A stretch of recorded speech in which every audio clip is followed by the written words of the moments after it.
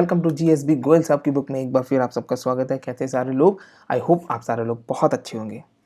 आइए आगे बढ़ते हैं। तो आज कुछ टॉप टॉपिक्स देख लेते हैं। सेकंड इंस्टॉलेशन जो 500 रुपये का था, जो गवर्नमेंट ने बोला था प्रधानमंत्री गरीब कल्याण योजना के तहत, उसकी सेकंड इंस्टॉलेशन आ गई है।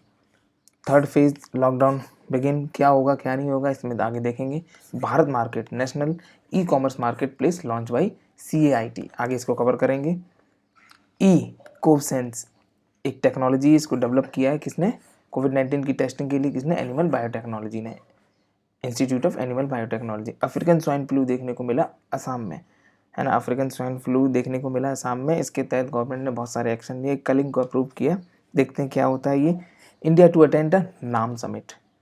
सारस collection launch on the government e market place portal, समझ गए? जो गवर्नमेंट का ई मार्केट पोर्टल है उस पर ये सारी चीज़ें लॉन्च की गई।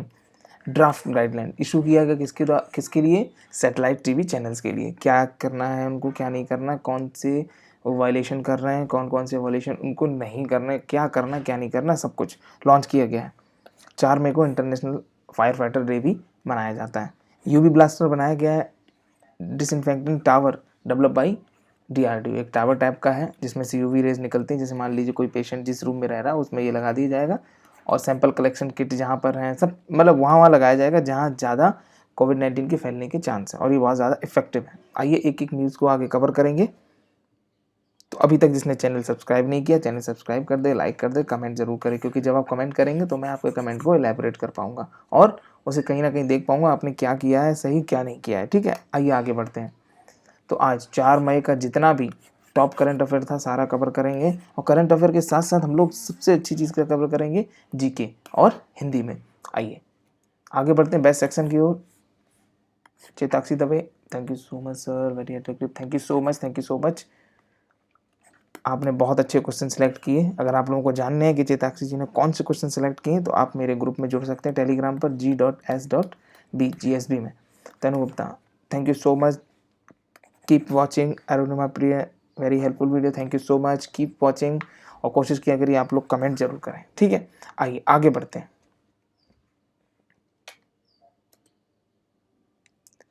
तो आज द थॉट क्या है आज का? Push today for what you want tomorrow. आज इतनी ज़्यादा मेहनत करो जो तुम्हें कल चाहिए उसके लिए, समझ गए ना? क्योंकि आज आप जो है वो आपने जो बीते हुए कल में किया है उसकी वजह से, तो जो आने वाला कल आपका वो अच्छा तभी होगा जब आप आज मेहनत करेंगे। ठीक है, आइए आगे बढ़ते हैं। Second installation of ₹500 deposit under the प्रधानमंत्री गरीब कल्याण योजना। The government of India recently approve the second installation 500 under the प्रधानमंत्री गरीब कल्याण योजना। आपको पता है जो 1000 रुपये भेजे जाने थे तो वो 2 इंस्टॉलेशन में होंगे। एक इंस्टॉलेशन तो हो गई, एक इंस्टॉलेशन हुई है। ठीक है, 4 को। प्लीज नोटिस, प्रधानमंत्री गरीब Kalyan Yojana ₹500 was to provided to 3 installation. ठीक है, याद रखिएगा कितने इंस्टॉलेशन में देना है। ये 1500 रुपये देगी कितने में? एक तो पहले दे दिए, 2 इंस्टॉलेशन हो गई, एक पहले हो गई और एक अभी होगी, टोटल 1000 रुपये। अब बचा कितना? 500, तो 3 इंस्टॉलेशन में होगा। अंडर प्रधानमंत्री गरीब Kalyan Yojana ₹500 to be provided in 3 installation. The second installation has to be release under the scheme. More than 20 crore women were benefited when the first installment was release. जब पहली इंस्टॉलमेंट रिलीज हुई थी तकरीबन 20 करोड़ लेडीज ऐसी थी, 20 करोड़ वुमेन जिनको इसका बेनिफिट हुआ था। तकरीबन 3 महीने तक ये चलेगा। पहली इंस्टॉलेशन हो गई, दूसरी इंस्टॉलेशन हो गई 1000 रुपये की, अब बचा 500 रुपये, तकरीबन 1500 रुपये का ये, मतलब एक तरीके से इंस्टॉलमेंट के तौर पर लोगों को दिया जाएगा। ठीक है ना? The government had also announce the date plan for the beneficiary to maintain a social distancing in the bank. अब लोग रुपए निकालने जा रहे हैं तो कहीं ना कहीं गवर्नमेंट ने बोला कि भाई सोशल डिस्टेंसिंग भी मैनेज करनी है यहाँ पर। ठीक है, आइए आगे बढ़ते हैं। प्रधानमंत्री जनधन योजना क्या है? ये आपकी जीके पोर्शन है, याद रखिए। हर करंट अफेयर के बाद आपका जो पेज रहेगा वो जीके पोर्शन का रहेगा। The amount was credited to account that were registered under the Pradhan Mantri Jan Dhan योजना के तहत जो अकाउंट रजिस्टर है उन्हीं में ही रुपए जाएगा। The Pradhan Mantri Jan Dhan Yojana is officially inclusion program that were launch in 2014। Around 15 million bank account were open in on the launch of the program. जब प्रोग्राम लॉन्च किया गया था गरीब जनधन योजना के तहत तो 15 मिलियन बैंक अकाउंट खोले गए थे। प्रधानमंत्री गरीब कल्याण अन्य योजना की बात कर लेते हैं। The government of India had launch the प्रधानमंत्री गरीब कल्याण अन्न योजना under which 1.7 lakh crore was allocated to fight against COVID-19 and help people during the lockdown। याद रखिएगा ये सब चीज़ें। अंडर द स्कीम क्या क्या चीज़ें अनाउंस की गई? Direct benefit transfer ₹100 was deposit to old age people. 100 रुपये जो हैं जितने ओल्ड एज और जो पेंशनर हैं, दिव्यांग हैं, उनके अकाउंट में भेजे जाएंगे। फ्री सिलेंडर दिया जाएगा उन्हें, ठीक है ना। किसके तहत? प्रधानमंत्री उज्ज्वला स्कीम के तहत, ठीक है। The ways of the worker under MNREGA was in, ये मैंने आपको बहुत पहले पढ़ाया था कि 182 से उनका कितना हो गया? 202 रुपये हो गया, ठीक है। आइए आगे बढ़ते हैं।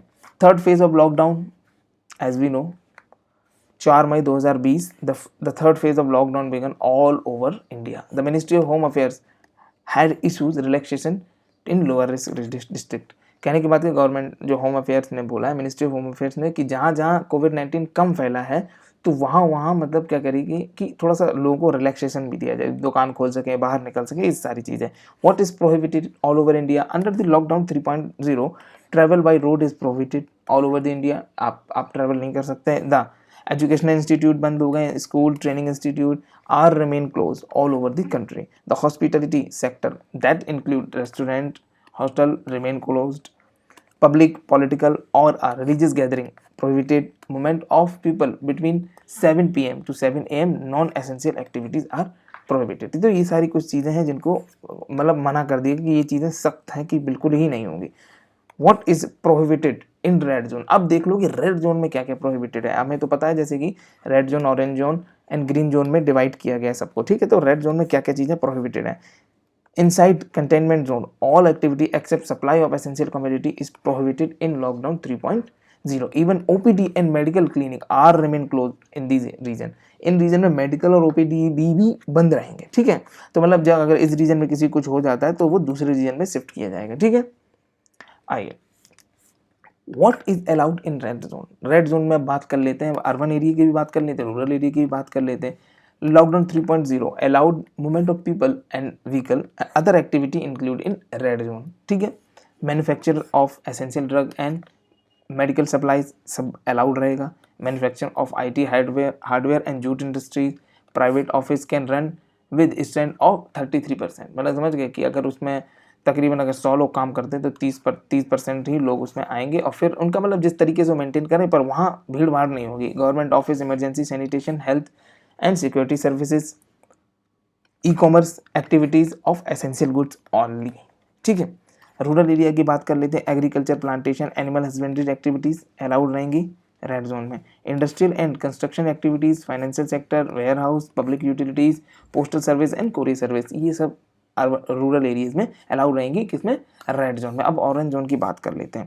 In orange zone inter district buses are permitted by ministry of home affairs will begin their service. मतलब समझ गए, एक जगह से दूसरी जगह पर बसेस अलाउ की जाएंगी, ठीक है। ग्रीन जोन की बात कर लेते हैं।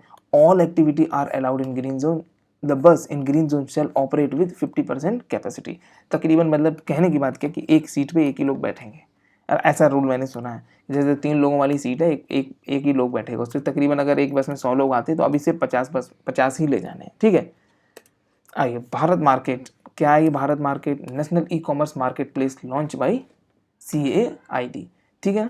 The confederation of all India trade. देखते हैं क्या है। The national e-commerce place market place was launch by confederation of all India traders called a Bharat market. इसमें होगा क्या, नोट करना। The e-commerce marketplace will integrate the capability of technology company in order to provide a end-to-end service, ठीक है। end-to-end service जो कंपनियां provide करती हैं उनको एक जगह कहीं ना कहीं इकट्ठे करने की इसमें बात की गई। The portal will include participation of retailers का भी पार्टिसिपेशन करना है। And aim to bring 95% of the retailer trade on the platform. जितने भी रिटेलर ट्रेड है वो इस प्लेटफॉर्म पे तकरीबन 95% से ज़्यादा एम है। कितने, कोशिश तो उनकी 100% की, बाकी एम है कितने परसेंट रिटेलर भी इस पे आए। It will mainly focus on technology company to provide end to end service. और बेसिकली उन पे फोकस उन पे किया जो टेक्नोलॉजी कंपनी है, जो लोगों को एंड टू एंड सर्विस देती है। The initiative is to guide and support by the ministry of commerce and industry. अब अगर पूछा जाए कि इस नेशनल भारत मार्केट को कौन, इस पे फोकस कौन कर रहा है, उसको सपोर्ट कौन कर रहा है? Supported by the ministry of commerce and industry. Measures by government of India. The government of India has taken a several measures to develop e-commerce market in the country. As we know, हमें अभी तक जितने आपने current affair की देखी मेरी videos में, आपको पता चला होगा गवर्नमेंट कितने एक्शन ले रही है ई मार्केट को लॉन्च करने के लिए, ई कॉमर्स को लॉन्च करने के लिए। रिसेंटली जैसे कि अगर बात करें पिछली 2 दिन की, तो 200 mandi were added in eNAM platform. Today there are around 785 mandis operating under the platform of e-नाम in the national agriculture market that were launched in 2016। ठीक है।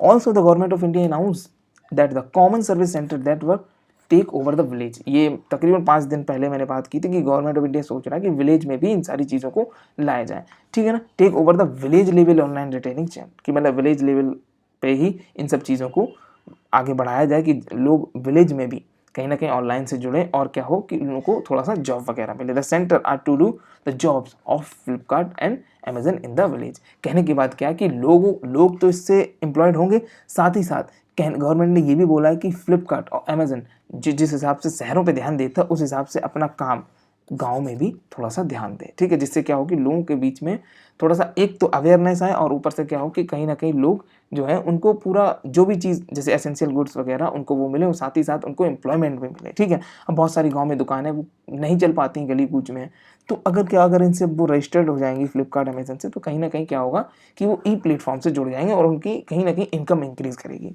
ई कॉमर्स पॉलिसी की बात करने, the draft e commerce policy had been release by the department of for promotion of industry and internal trade. Internal trade और promotion of industries को लेकर e commerce policy बनाएगी। The policy aim क्या है? Address issue to data privacy. सबसे पहला क्या है कि आपको डेटा प्राइवेसी पे ध्यान देना है और किसके लिए? कंज्यूमर प्रोटेक्शन के लिए। The policy also focus on individual right, जो एक ह्यूमन राइट और इंडिविजुअल राइट होता है कि जैसे कि आपने कोई भी ऑनलाइन ऐसी चीज़ मंगाई हो, कोई भी ऐसी चीज़ हो, तो उसका पूरा एक समझ गए एक प्राइवेसी मेंटेन करें, है ना। It restrict cross border data flow. Cross border data flow मतलब जैसे कि इनका यहाँ है डेटा, जैसे कि कोई ई कॉमर्स प्लेटफॉर्म है, फ्लिपकार्ट की बात कर ले, तो जो इसका डेटा मेरे नाम से इस फ्लिपकार्ट पर है वो ये डेटा किसी और ऑनलाइन जो भी है ऑनलाइन प्लेटफॉर्म उससे शेयर नहीं करेगी। ठीक है। जैसे मान लो जो भी चीज़ें मैंने आज तक फ्लिपकार्ट से मंगाई, जैसा भी जो भी, तो वो कभी भी शेयर नहीं किया जाएगा अमेजन के लिए और किसी भी वेबसाइट के लिए। ठीक है। आइए आगे बढ़ते हैं। ई कोविसेंस क्या है? Develop by national institute of animal biotechnology. ये क्यों पीछे रह जाए, बहुत इफेक्टिव इन्होंने बनाया। आइए देखते हैं क्या है। The scientist in national institute of animal biotechnology NIAB Hyderabad had developed a biosensor called a eCosense. The sensor is used to detect COVID-19 virus in saliva sample. Saliva sample में COVID-19 वायरस को detect करने में ये sensor बहुत ज़्यादा मदद करते हैं। आइए देखते हैं कैसे करता है। The researcher from NIAB have develop a non invasive biosensor testing called a eCosense to detect COVID-19. The lens can help to detect COVID-19 virus 10 to 13 second, मतलब 10 to 30 सेकंड के अंदर कि उस सैंपल में कोरोना वायरस है या नहीं है डिटेक्ट कर देता है। बहुत बढ़िया।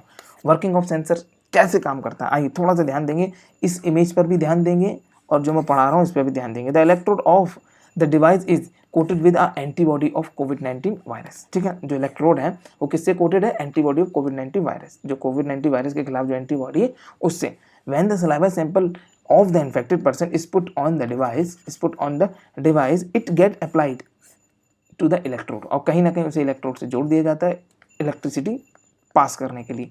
The reaction then occur between the antibody and in the electrode and the antigen in the saliva. और क्या होता है उसमें रिएक्शन स्टार्ट होना शुरू हो जाता है और जैसे ही the reaction create an electric flow, और जैसे ही रिएक्शन होता है और उससे अगर इलेक्ट्रिसिटी फ्लो हो गई तो कहीं ना कहीं ये क्या कंफर्म करता है कि इसमें वायरस है। ठीक है। आइए आगे बढ़ते हैं। National institute of animal biotechnology की ओर थोड़ा सा मैं आपका जीके स्ट्रॉन्ग करूं तो national institute of animal biotechnology was established in 2010। It was established by government by the department of biotechnology, ministry of science and technology. The institute aim to provide a translational research and involve livestock and beneficial to mankind। मतलब जो भी live stock है, गाय भैंस जितने भी ऐसे जानवर हैं उनमें हम किस हिसाब से और बदलाव लाएं जो इंसानों के लिए बहुत ज़्यादा बेनिफिट हो, इसके लिए इसकी स्थापना की गई थी। किसकी? National institute of animal biotechnology. Significance की बात कर ले तो government of India is currently facing, अब ये जो टेक्नोलॉजी इन्होंने बनाई इसका क्या सिग्निफिकेंस रहेगा। अब जैसे हर चीज़ की शॉर्टेज पड़ रही है, testing kit, lack of adequate testing, सच बात है टेस्टिंग नहीं हो पा रही है। जो भी हमने चाइना से टेस्टिंग मंगाई, जो किट मंगाई, वो बहुत ज़्यादा मतलब बहुत ज़्यादा फॉल्स डेटा दे रही है। Several state had complain to rapid antibody testing kit import from China were faulty. देखिए, therefore implementing this technology in larger scale will help to solve the challenges faced by the government. और ऐसी technology आनी चाहिए जिससे government को problem ना हो। ठीक है, आइए आगे बढ़ते हैं। अफ्रीकन स्वाइन फ्लू, कोविड-19 गया नहीं, अफ्रीकन स्वाइन फ्लू देखने को मिला आपका आसाम में। 3 मई की अगर बात कर लेते हैं, Assam government confirm that more than 2500 pigs in 306 village were killed due to African swine flu in Assam. सोचिए, there was no relevance both with कोविड-19, और ऐसा बिल्कुल कोविड-19 से रिलेटेड उनमें कोई ऐसी रिलेवेंस नहीं मिला कि कोरोना वायरस से रिलेटेड उनमें कोई बीमारी फैली हो। ठीक है, please notice the reason of death of the pig were confirmed as African swine flu by the national institute of high security animal disease. इसके द्वारा कंफर्म किया गया कि उनको क्या है, तो पता चला कि उनको अफ्रीकन स्वाइन फ्लू की डिजीज है। ठीक है, ऑफ भोपाल। और ये आपकी इंस्टीट्यूट कहाँ की है? National institute of high security animal disease, ये आपकी भोपाल की। According to 2009 census the pig population in Assam was 21 lakh. Assam की बात कर लें, आसाम में पिग्स कितने हैं, तो टोटल आसाम में ही सिर्फ 21 लाख पिग्स हैं। ठीक है, दो the central government has passed order to cull the pig, मतलब उनको अभी आगे कलिंग आपको समझाऊंगा, उनको काटने के लिए, उनको मारने के लिए ऑर्डर दे दिया गया। The state government is looking alternative measure to save pig before culling them. मतलब गवर्नमेंट ने कुछ ये भी सोचा कि उनको कल करने से पहले कुछ ऐसे प्लान, कुछ ऐसी चीज़ें सोची जाएं जिससे कि वो बच सकें। कल क्या होता है कि उनमें एनिमल प्रोटेक्शन एक्ट हट जाता है, तो फिर क्या होता है, उन्हें मार सकते हैं। ठीक है ना, मतलब एक ऐसा जानवर अगर जिसके ऊपर कलिंग लग जाए तो क्या होता है कि कलिंग करने के लिए लग जाए तो मतलब कहीं ना कहीं इंसानों के लिए खतरनाक हो जाता है, तब फिर उसकी पॉपुलेशन कम करने के लिए हम कलिंग करते हैं। ठीक है, लेजिस्लेशन की बात कर लेते हैं। दो there are act to protect animals such as wildlife protection act and prevention of cruelty to animal act in 1960 there is no legislation और rule on culling of animal. जब एनिमल की कलिंग करते हैं तो उसके ऊपर कोई रूल रेगुलेशन लागू नहीं होता। Animal culling is then based on the order passed by the central government. अब जैसे अगर पिग की बात कर लें तो पिग पर भी कलिंग हुआ है, मंकी पर हुआ है, कई बार तो जैसे जंगली सुअर होते हैं उन पर भी हुआ है। ठीक है, तो इस तरीके जो जानवर इंसानों के लिए खतरनाक होते तो सेंट्रल गवर्नमेंट उनके लिए ऑर्डर पास कर देती कि ये जानवर कलिंग की स्थिति में आ गया तो अब इसकी कलिंग करनी चाहिए। ठीक है, आइए कलिंग ऑन वर्मिन। वर्मिन क्या है आइए देख लेते हैं। When animal is classified as vermin by the central government the protection over the animal under the wildlife protection act is removed. जो वाइल्ड लाइफ प्रोटेक्शन एक्ट के तहत उस जानवर पर जितना भी रूल रेगुलेशन लगे हैं कि इसको नहीं मार सकते, सेव करना, ये करना, सब हट जाता है। ठीक है, vermin are wild animal that are believed to be harmful. When species is declared vermin, it can be culled or hunted without restriction. Any species can be declared as vermin except for those species that are listed in Schedule 1 of Wildlife Protection Act. उनके लिए culling नहीं कर सकते हैं। ठीक है, 1972 and also these species that are listed, those species that are listed in Part 2 of the Schedule 2 of the wild life protection act 1972। कुछ species ऐसी हैं जिनको हम कल नहीं कर सकते हैं। ठीक है, चाहे वो कितना भी इंसान को हार्म पहुंचाए, उनको सेव किया जाएगा, अलग तरीके से मेजर लिए जाएंगे, बट उनको कल नहीं किया जाएगा। ठीक है, अफ्रीकन स्वाइन फ्लू की बात कर लें। African swine flu is double standard DNA. ठीक है ना, डबल स्टैंडर्ड डीएनए है ये। ठीक है, इसके पास and it causative agent of African swine flu it infect pig, warthog, warthog and its natural host. मतलब पिग्स को, वॉरहॉर्स को और नेचुरल होस्ट जिसको भी हो जाता है उसको ये हार्म पहुंचाता है। ठीक, और याद रखेंगे डबल स्टैंडर्ड डीएनए वायरस है ये। आगे बढ़ते हैं। इंडिया टू अटेंड अ नाम समिट। क्या है ये NAM summit? 4 May 2020 PM Modi will attend the NAM summit represent India through video conference. The summit discuss कोविड-19 चैलेंज एंड सॉल्यूशन। क्या प्रॉब्लम आई, कैसे इससे बचना है, इसका पूरा जिक्र किया गया वीडियो कॉन्फ्रेंस के थ्रू नाम समिट पर। Please note it, this is the first NAM summit. पहली नाम समिट वो है जो मोदी जी के द्वारा अटेंड की गई। ठीक है ना, कब? सिंस द वॉर्म, मतलब जब उन्होंने सॉन एक तरीके शपथ 2014 की शपथ लेने के बाद उनकी पहली ये मीटिंग रही। ठीक है ना, मोदी जी के द्वारा उसको अटेंड किया गया। The Modi both summit as PM 2016 and 2019। The 2016 summit was held in Venezuela and 2019 in Azerbaijan. समझ गए आप?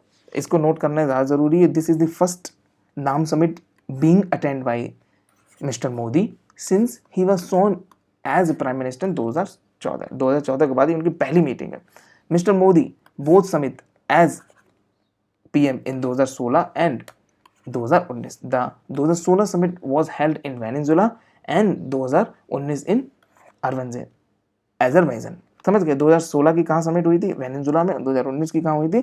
अजरबैजान. 2012 की बात कर लेते हैं. The former PM Manmohan Singh participate at the Tehran नाम समिट. ठीक है, नाम समिट की बात कर लेते हैं. NAM summit is non aligned movement forum of 120 developing country after the united nation. बहुत बड़ी एक बात है इसके लिए. आफ्टर द यूनाइटेड नेशन बताऊंगा आगे क्यों. द नाम is the largest group of state. That summit was agreed to convince a Bandung conference in 1955. NAM was established in 1961 through the initiative of Indian PM Jawaharlal Nehru, Yugoslav President Joseph Broz Tito and Egyptian की अगर बात करें, Egyptian president कौन थे आपके? Gamal Abdul नसार. इन तीनों लोगों के द्वारा इसको चलाया गया और नाम को स्टैब्लिश किया गया. ठीक है. The main aim of the summit is to build aspiration toward the collective security terminating dominance of one country. देखिए, अब यूनाइटेड नेशन की बात करी जाए इसकी क्यों है? क्योंकि यूनाइटेड नेशन में क्या है कि एक ही कंट्री की चलती है सारी कंट्री, पर इसका क्या है? Terminating dominance of one country over the other, expansion of freedom. ठीक है. कहने के बाद क्या कि किसी की एक कंट्री की किसी सारी कंट्री पर नहीं चलेगी, सबका म्यूचुअलिज्म रहेगा. ठीक है. एंड फ्रीडम सबकी रहेगी, सारे लोग अपने प्रस्ताव रख सकते हैं, चलेगी सबकी. ठीक है. The NAM also aim to soften the cold war that was building among the developed nation. ठीक है. Principle of NAM, the 5 major principle of NAM include a mutual respect, mutual non aggression, equality, mutual benefit, mutual non interference and domestic affair and peaceful coexistence. ठीक है. आगे बढ़ते हैं. Saras collection launched on government e market place portal GeM. क्या है ये government e market portal? On 4 May की अगर बात करें, the union ministry of rural development and Panchayati Raj launch the Saras collection on the GeM government e market place. क्या है ये गवर्नमेंट ई मार्केट प्लेस के बारे में बाद में जानेंगे. The Saras collection aim to promote a daily utility made by self help group. जो सेल्फ हेल्प ग्रुप है, सारी चीज़ें जो हाथ वगैरह से अपने हाथ से लोकल चीज़ों से बनाते हैं, उनको कहीं ना कहीं प्रमोट करने के लिए ये किया गया है. Please noted the initiative is a joint effort of the ministry of rural development, the jam and दीन. याद रखना किन किन, अच्छा क्वेश्चन बनेगा. सबसे पहले किसने? Ministry of rural development and Deendayal Antyodaya Yojana national rural livelihood mission under the initiative of self help group will list their product in 5 different category, namely office accessories. 5 category में इनको डिवाइड करने अपने सारे जितने भी उनके मर्चेंडाइज हैं. ठीक है. किसमें? Office accessories, handicraft, handloom, textile, grocery, pantry and personal care and hygiene. इन सबको उनको 5 लिस्ट में बनाना है. और क्या क्या है ये देखते हैं इसमें. During the first phase around 913 self help group were register. तकरीबन पहले दिन की अगर बात करें, फर्स्ट फेज की बात करें, तो तकरीबन 913 सेल्फ हेल्प ग्रुप रजिस्टर किए थे इस वेबसाइट पर. और अगर बात करें 442 प्रोडक्ट वर एडेड. और उसके बाद कितने प्रोडक्ट ऐड किए गए? 442 product. The self help group were also 11 different state. The 11 state include Maharashtra, Bihar, Chhattisgarh, Karnataka, Jharkhand, Himachal Pradesh, Kerala, Rajasthan, Orissa, west Bengal and Uttar Pradesh के. ठीक है. की फीचर्स की बात कर लेते हैं इसके कुछ. The government the GeM under the initiative has provided a dashboard as national, state and district and block level in order to provide real time information about the product and being uploaded by the self help group. मतलब GeM पर क्या रहेगा कि सारी चीज़ें कि state wise भी data menu dashboard रहेगा, नेशनल, स्टेट, डिस्ट्रिक्ट, ब्लॉक, हर लेवल की उसका डैशबोर्ड मेंटेन रहेगा कि किसने किस हेल्प ग्रुप के कितने प्रोडक्ट हैं, किस हेल्प ग्रुप के किस स्टेट का है, क्या क्या इसके प्रोडक्ट हैं. ठीक है. जैम की बात कर लेते हैं. GeM is a government own portal that were set up as a national public procurement portal in order to procure good and service that is required by the, ध्यान रखना है, that is required by the central and state government. जो जो चीज़ों की जरूरत होती है वो सब उस पर होती है. ठीक है ना. The platform help to reduce the human intervention. कहीं ना कहीं गवर्नमेंट ने जो पोर्टल लॉन्च किया है द प्लेटफॉर्म, किस लिए? क्योंकि ह्यूमन इंटरवेंशन थोड़ा सा कम हो. ठीक है. आइए आगे बढ़ते हैं. ड्राफ्ट गाइडलाइन इशू कर दी गई किसके लिए? सैटेलाइट टीवी चैनल्स के लिए. क्या रहेगा? The ministry of information and broadcasting has issued a draft guideline for satellite TV channel. Please note it, the ministry had listed 11 violations 11 violation को लिस्ट किया, देखा क्या क्या चीज़ नहीं मान रहे लोग। अंडर द गाइडलाइंस क्या है, it include delay in intimating the ministry about the change in share holding pattern of the company, ठीक है ना। Appointing a director without the permission of the ministry, मतलब अपने चैनल का डायरेक्टर अपॉइंट कर लें मिनिस्ट्री के बिना, ऐसा नहीं चलेगा, ठीक है ना। Not removing director who has been denied with security clearance, और उस डायरेक्टर को भी नहीं रिमूव कर सकते हैं जिसने सिक्योरिटी क्लियरेंस पास नहीं किया हो। Showing logo that is not permitted by the minister etcetera, ये कुछ इस तरीके कुछ वायलेशन है जिनको बनाया गया है इसमें। If any of the 11 clause are violated, the ministry would warn, impose a penalty even a prohibited broadcast for up to 10 days। जो इन सारी चीज़ों को जो गवर्नमेंट ने 11 क्लॉज जो बनाए उनको नहीं फॉलो करेगा, उनको वायलेट करेगा, तो क्या किया जाएगा, उन पर पेनल्टी की जाएगी और उनकी जो ब्रॉडकास्टिंग है वो 10 दिन के लिए ठप कर दी जाएगी, उन्हें रोक दी जाएगी। आइए की फीचर्स की बात कर लेते हैं, क्या क्या होगा। According to guideline the channel not need to clearance every year, हर साल क्लियर करना पड़ता है तो उसको गाइडलाइन इशू करानी पड़ती थी। Also the permit walls provided to Indian teleport for uplinking foreign channel to increase their business, मतलब समझ गए कि आप फॉरेन चैनल से भी अपना जो भी हो म्यूचुअली करके, मतलब पार्टनरशिप करके आप अपने बिजनेस को इंक्रीज कर सकते हैं। For now the channel registered under the news category are allowed to make live telecast, जो चैनल न्यूज़ कैटेगरी के अंदर होंगे वो अलाउ किए जाएंगे, किसके लिए, लाइव टेलीकास्ट के लिए। The rest of the channel to get permission from the ministry to telecast live event. अब और सारे चैनल जो भी अगर लाइव टेलीकास्ट करना चाहता है, न्यूज़ ही नहीं और भी चीज़, तो उनको परमिशन लेनी पड़ेगी मिनिस्ट्री ऑफ टेलीकास्ट से, ठीक है। However under the guideline these non-news channel are allowed to live telecast after register themselves in broadcast सेवा, और अगर ये सारे चैनल अगर चाहते हैं लाइव करना तो इनको सबसे पहले क्या करना पड़ेगा, ब्रॉडकास्ट सेवा पर रजिस्ट्रेशन कराना पड़ेगा। Since 1997 the giving preference to Indian satellite was always an integral part of the policy of government of India, समझ गए।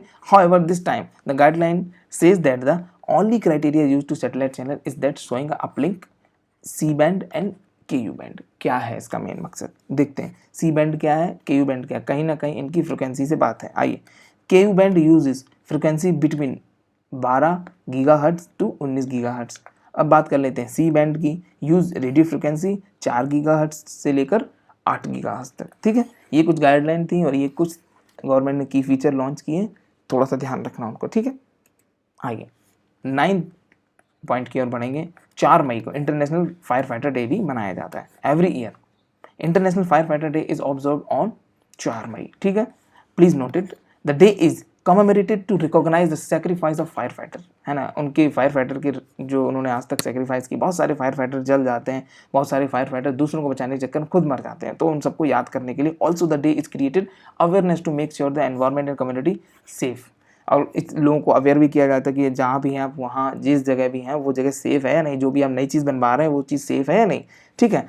अब 4 मई ही क्यों, the international fire fighter day is celebrated on 4 May as it also a saint Florian day. इसको also क्या कहते हैं, सेंट फ्लोरियन डे भी कहते हैं। Saint Florian was one of the commanding fire fighter of Roman battalion, Roman battalion के one of the best commanding fire fighter battalion के जो रोमन, ये सेंट फ्लोरियन कौन थे, was one of the commanding fire fighter of Roman battalion के commanding fire fighter थे। He saved several life and considered as a patron saint of fire fighter. He saved a complete burning village in ancient Rome. Ancient Rome की बात करें तो उन्होंने पूरा जलता गांव बचाया था, ठीक है। सेंट फ्लोरियन की बात कर लें अगर, was born in 250 AD in ancient Rome. He joined a Roman army and advanced in rank to become a commander of the army in the Roman province. He organized and raised the group of soldiers whose duty was to fight fire. कहने की बात क्या है, ये उन्होंने बहुत मेहनत की, इस टाइम इनका जन्म हुआ, रोमन आर्मी में ये ज्वाइन किए, उसके कमांडर बने। उसके बाद क्या किया उन्होंने, क्या किया, एक ग्रुप बनाया जो क्या करेगा, फायर, जो लड़ाई, जब भी कहीं आग लग जाएगी तो उससे लड़ने में और लोगों को बचाने में मदद करेगा, तो इसलिए उनको याद किया जाता है आज के दिन भी। Symbol of fire fighter day, ध्यान देना, the symbol of fire fighter day is consist of red and blue colour ribbon. The red colour ribbon symbolise the fire and blue colour symbolise the water, ठीक है। UV blaster बहुत बढ़िया बना है ये, disinfectant tower develop by DRDO। UV blaster, The Defense Research and Development Organization has developed an ultraviolet defense tower for clinical free rapid disinfection. The tower is to highly helpful in high infection prone area, जहाँ ज़्यादा infection के chance है, testing kits जहाँ वगैरह होती तो वहाँ के लिए बहुत ज़्यादा बेनिफिट रहेगा. Please note the equipment named UV Blaster is a UV based sanitization that is designed by developed by the DRDO. It is highly helpful for a disinfecting high tech surface such as a computer, electronic equipment and other gadgets. UV Blaster is help in the office where a clinical method may be not suitable. मतलब जहाँ clinical method नहीं हो, sanitisation को अगर आप एक laptop पे डाल देंगे तो खराब हो जाएगा, तो इसलिए वहाँ पर ये सारी टेक्नोलॉजी यूज़ की जाएगी. The product is very much suitable in area where a chemical method cannot be implemented. Working की बात कर लेते हैं. The UV disinfectant tower can be operated through a mobile phone or laptop remotely. There are 6 lamps, each 43 watt. The lamp emit ultraviolet rays, ultraviolet wavelength और 254 nanometre इन 360 degree, मतलब पूरा area cover करेगी. The tower will switch off during human intervention और accidentally open the room. The device also provide arm operation. ठीक है. अब DRDO की बात, मतलब इंसानों के घुसते ही, जैसे इस रूम में अगर लगाया गया तो जैसे ही कोई गेट वगैरह खुलेगा, इंसान घुसेगा तो वो ऑफ हो जाएगा, क्योंकि उनके लिए बहुत ज़्यादा खतरनाक है इतने वेवलेंथ. ठीक है. डीआरडीओ की बात कर लेते हैं. DRDO has developing a several new technology and product to help a disinfectant sample collection और इफेक्टिव पर्सनल प्रोटेक्टिव इक्विपमेंट. बहुत ज़्यादा हेल्प किया, आपने अभी पिछली वीडियोस में देखा होगा डीआरडीओ किस तरीके से हेल्प की, और अगर आप न्यूज़ सुन रहे हो तो आप देख रहे हो डीआरडीओ बढ़ चढ़ के हिस्सा ले रहा है. Several of these technology were transferred to private sector companies. Recently, DRDO developed Atulya, a microwave sterilizer to help disinfect COVID-19. DRDO and has developed a kiosk to COVID-19 sample collection. 3-व्हीलर जो इसकी बात की गई है बनाए गए हैं सैंपल कलेक्शन के लिए, और मैंने अभी आपको पिछले वीडियो में पढ़ाया था माइक्रोवेव अतुल के बारे में. ठीक है. तो अगर जानना है तो आप पिछली वीडियो मेरी देख सकते हैं. Thank you so much for watching this video. I hope you like it. Don't forget to like, comment and share.